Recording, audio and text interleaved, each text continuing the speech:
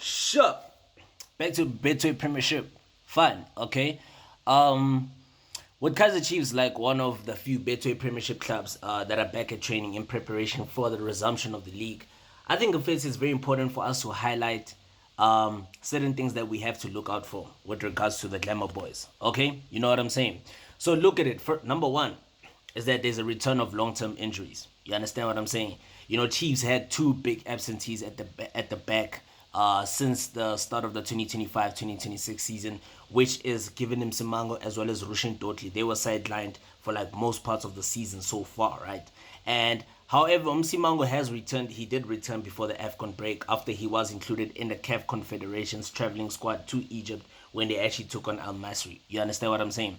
And what I can actually say that Msimango is actually fit to actually play. You know what I'm saying? As well as even Rushin Dotli, he has actually made his long-awaited return after a slight setback late in the year, which actually saw him miss out on AFCON selection for Bafana Bafana because we do know that Rushin Dotli was a regular for Bafana Bafana before that injury. You know what I'm saying? Okay, number two, bro. Secondly, Kaizer Chiefs, bro, they need to rescue their CAF Confederations campaign, bro.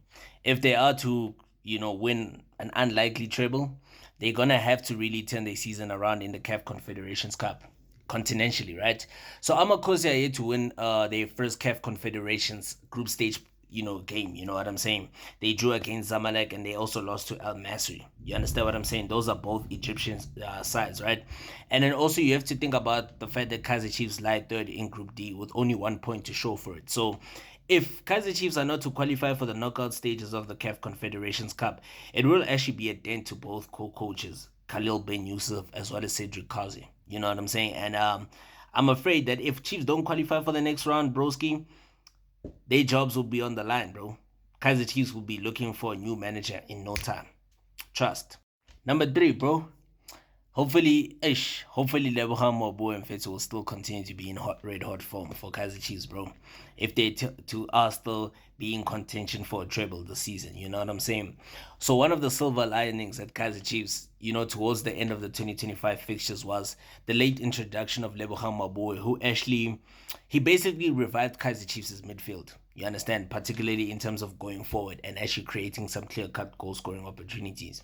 Remember, Maboe's debut was actually delayed due to fitness issues, and once he got involved towards the end of the year, he did provide that much needed spark and industry that Kaizer Chiefs have been missing in the midfield for years, broski.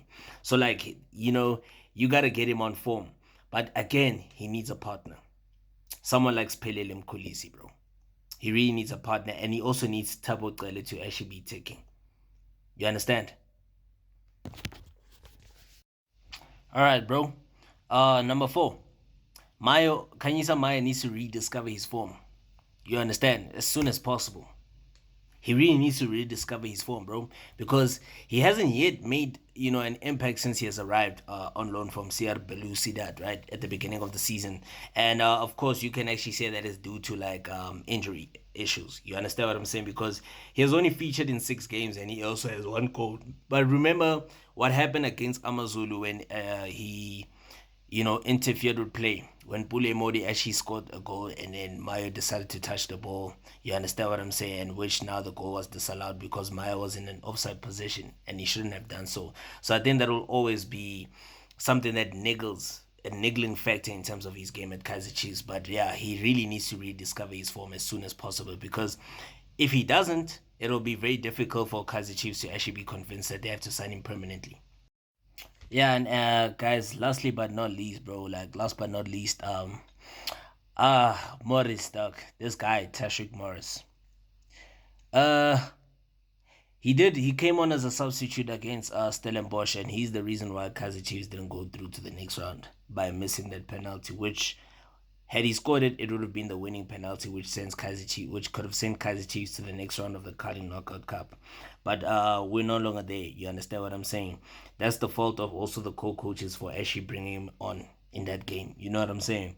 But again, bro, here's one thing we need to also address is that Umoris hasn't really featured that much for Kaizer Chiefs this season. You understand what I'm saying?